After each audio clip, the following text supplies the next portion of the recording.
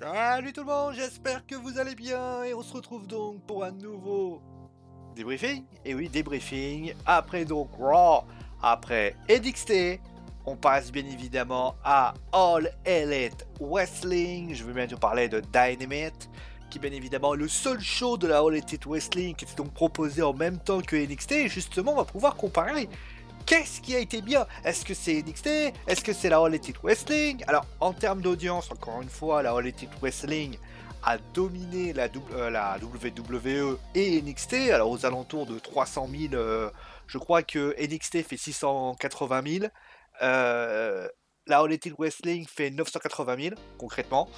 Concrètement là-dessus, c'est supérieur, mais il y a des motifs quand même d'étonnance de la part de la All Elite Wrestling. Alors, qu'est-ce qu'on peut dire concrètement de ce show concrètement? Alors j'ai pris mes notes, voilà, j'ai mes notes, hein, voilà, sur ce magnifique document Word que je vous présente ici.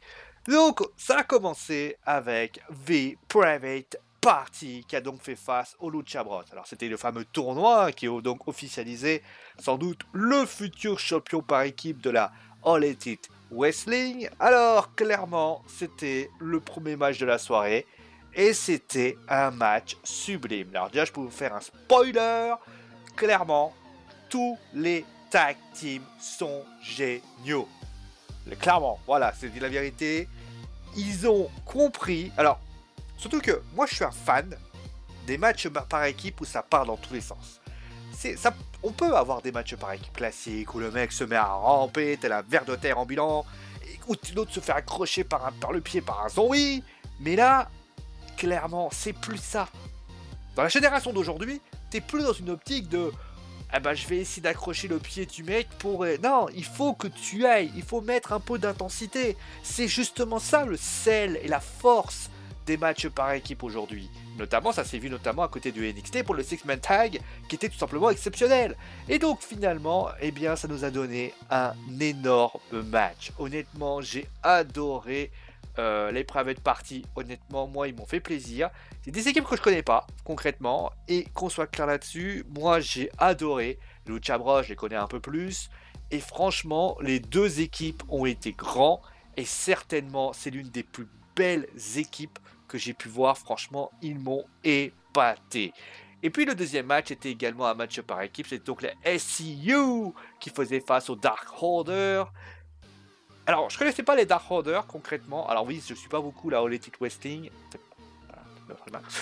Concrètement, je me disais, c'est quoi cette équipe? Et honnêtement, bah, c'est plutôt une belle équipe. Le match était très agréable. Honnêtement, le match était très bien. Il y avait de l'intensité, il y avait de l'envie, il y avait de l'émotion, il y avait vraiment du dynamisme. Les mecs se bougent les fesses pour faire vraiment des matchs incroyables et ça se ressent sur le ring. Et clairement, moi j'ai adoré les prestations, je dirais, encore de cette équipe. Alors après, bien évidemment, c'était un peu moins bien que, pas tout simplement, le match précédent.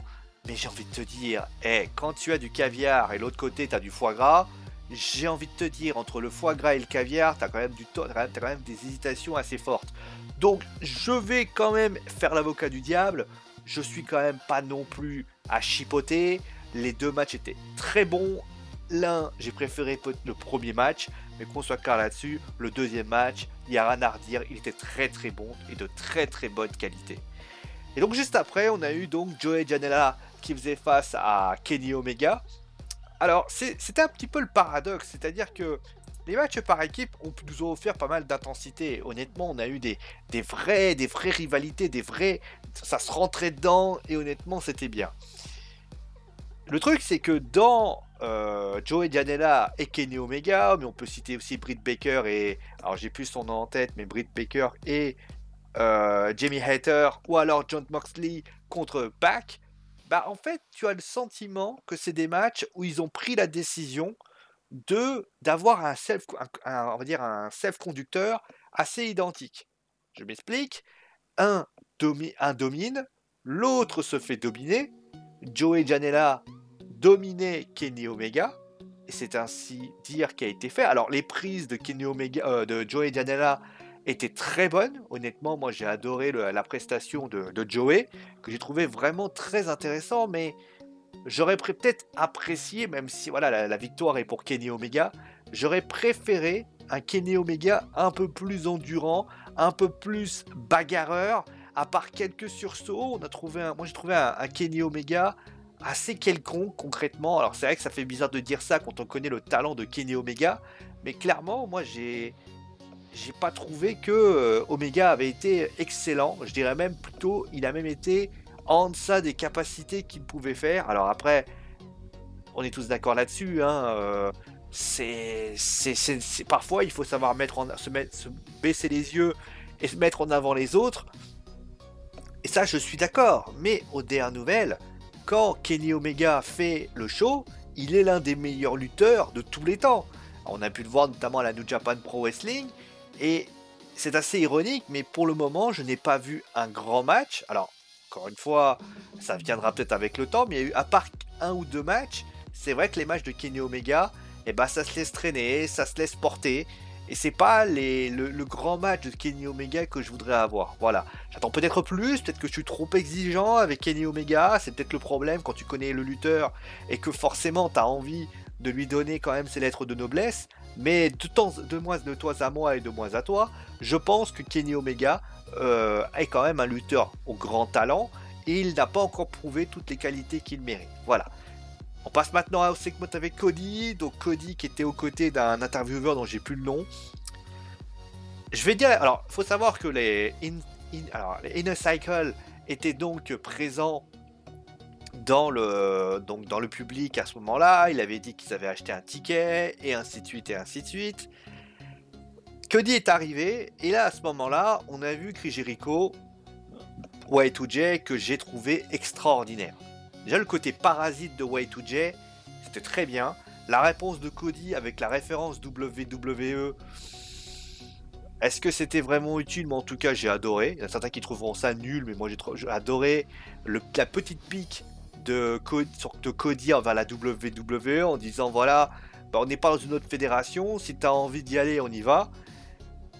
Alors après l'arrivée, donc il y a eu, vous savez, les Inner Cycle sont un grand clan. Alors il y a les Lax, si je me souviens bien. Il y a les Lax, il y a Jack Hager qui devrait être là, mais là il n'était pas là. Et il y avait... j'ai plus son nom. Le petit qui est pas mauvais d'ailleurs, qui a affronté Cody la première fois qu'on avait fait un wrestling show débriefing. Oh, ça va me revenir. Bon, en tout cas, il y avait Chris Jericho qui était là. Déjà, Chris Jericho, je trouve que son côté heel est plus prononcé que du côté de la WWE, et ça, c'est pas plus mal. Après, la décision de faire venir. Alors, il y a DDP, donc Diamond Dallas Page, MJF. Alors, j'ai plus voilà, j'ai plus le nom, c'est Mark Jeffrey quelque chose, je crois. Et enfin donc Dustin, donc le frère, donc Goldust, le frère de Cody. Bah déjà, je trouve que Cody, avec ces trois-là, je suis quand même déçu. Je suis déçu pour une raison. C'est que MJF, déjà, il est apparenté heel. On a vu que MJF aime bien critiquer la foule et aime bien mettre le feu.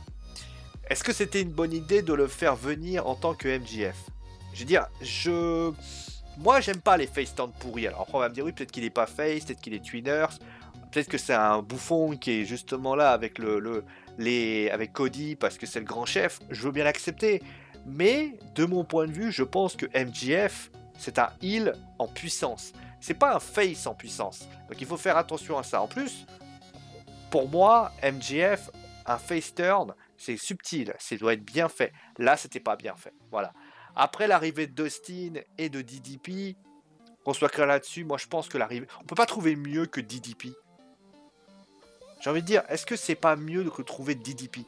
Est-ce que clairement on se dit pas, bah DDP c'est pas la... Franchement, quand j'ai vu DDP arriver, j'ai fait, putain, de tout le roster de la All Elite Wrestling, le quatrième mec est quand même un mec qui a quand même été, je rappelle, Hall of Famer de la WWE, hein, pour information. Tiens, j'ai un ancien sol. Je vous souhaite bon appétit. Alors, tu sais quoi? Oh ben. Donc, ça c'est quelque chose qui pour moi me sidérera toujours. C'est que, de toi à moi, je pense que il aurait pu trouver quelqu'un d'autre. Alors si je tape, alors on va essayer de trouver, hein, on va jouer le jeu à fond. Alors, All Elite Wrestling roster. que je peux trouver le roster officiel de la All Elite Wrestling? Alors que je me gratte les GML. Alors, on va regarder, on va essayer de trouver le mec qui aurait pu être intéressant. Déjà, Hangman Page. Adam Page, je suis désolé, le Hangman Adam Page, déjà, elle est mieux que DDP. Ensuite, Christopher Daniel, à un moment donné, Sima, qui est un bon lutteur et qui a mis des bonnes choses. Ensuite, on peut citer quelqu'un comme... qu'est-ce que je peux vous citer? Jimmy Havoc. Bonne initiative, personnel, bon, après personnage particulier, mais pourquoi pas? Jungle Boy, qui pouvait être une bonne initiative. MJF, bon, je l'ai cité. Après, je peux vous citer qui? Ah, voilà, je l'ai trouvé le nom. Sammy Guevara, voilà. Peut-être imaginer, peut-être un... Alors, je sais pas si Sean Spear est dans les parages. Peut-être tenter un Sean Spear, ça peut être sympa. Après, tu me diras, il est heel, il vient face. Un peu nul. Mais si c'est bien maîtrisé, pourquoi pas? Il y a quand même des noms que DDP. Vous voyez, c'est quand même d'avant. Voilà. Donc juste après, on a eu... Ah oui, justement, la petite bagarre après. Bah, c'était une bagarre en tout autre. On verra comment les choses se passent. Ensuite, on a eu les Best Friends contre les Young Bucks. Je l'ai dit, hein, clairement, on a eu 3 excellents matchs par équipe. Bah, finalement, ça a la continuité. On a eu un excellent match par équipe qui a eu lieu entre les deux équipes. Je peux carrément parler pour tout le monde pour dire que c'était un excellent match. Ça allait vite, il y avait du dynamisme, il y avait de l'envie, il y avait... De toute façon, je vais répéter 10 fois la même chose, mais c'est bien de voir ce genre de match où clairement tu te dis, bah ça va voler dans tous les sens, et ça c'est vraiment ça, c'est plaisant, et c'est vraiment très plaisant ce qui s'est passé. Donc juste après, on a eu Jamie Hayter qui venait face à Britt Baker. Match agréable, honnêtement, c'est pas exceptionnel, c'est pas transcendant non plus. C'est un peu le problème quand même de cette division féminine, c'est que j'ai le sentiment que cette division féminine manque un petit peu de folie concrètement. Elle est trop lisse, elle se lâche pas. Voilà, c'est ce qui, voilà, il y a rien d'exceptionnel. Rio, et voilà, c'est Rio. Ça manque de peps. Concrètement, ça manque de peps, ça manque de pulpe. T'as l'impression de te dire, ouais, mais sans plus. Tu dois arrêter de... Voilà, c'est... Alors, l'attaque de Brandy, je l'ai trouvé... J'ai pas trop compris pourquoi, mais après, sans doute que ça a lieu par rapport à ce qui s'est passé auparavant. La victoire de Britt Baker, je pense qu'elle était à domicile, donc ils ont voulu faire une petite fleur. Mais voilà, c'était quelque chose qui me... Le match était bien, voilà, sans être exceptionnel. Et juste après, on a eu Jon Moxley qui faisait face à Pac. Bah, c'est un peu le même problème que Kenny Omega et Janela. C'est-à-dire qu'on a eu un main event à sens unique. C'est-à-dire, alors l'attaque de Pac juste avant le match, j'ai trouvé que c'était intéressant. Alors peut-être que c'est lié à ce qui s'est passé la semaine dernière, parce que j'ai pas suivi la All Elite Wrestling la semaine dernière. Il y a eu un match à sens unique. J'ai trouvé que Jon Moxley a beaucoup morflé. Il n'y a pas eu grand-chose de sa part. Mais sans doute que c'était plutôt pour le côté défouloir de la bande. Après, le côté no contest, je peux le comprendre. Une égalité, je peux le comprendre. Parce que on ne veut pas, concrètement, on ne veut pas mettre à mal une des deux personnes. On l'a bien vu, Jon Moxley est un lutteur apprécié et important à la All Elite Wrestling. L'autre côté, on a du côté bien de la... Je me souviens bien que de Pac, quand même un sacré potentiel qui pourrait arriver.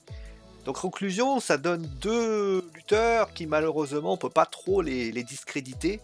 Donc ça crée justement ce sentiment un petit peu de malaise qui peut être extrêmement assez malaisant concrètement. Voilà. Mais de mon point de vue, ça manque un peu de liant. Après le final, moi je suis pas fan des égalités. Je suis pas un vrai grand fan des égalités. Je pense que l'égalité pour moi ça doit être un truc exceptionnel. Après le faire par time minute, je suis pas contre. Après le Dirty Deed, enfin l'attaque sur l'arbitre.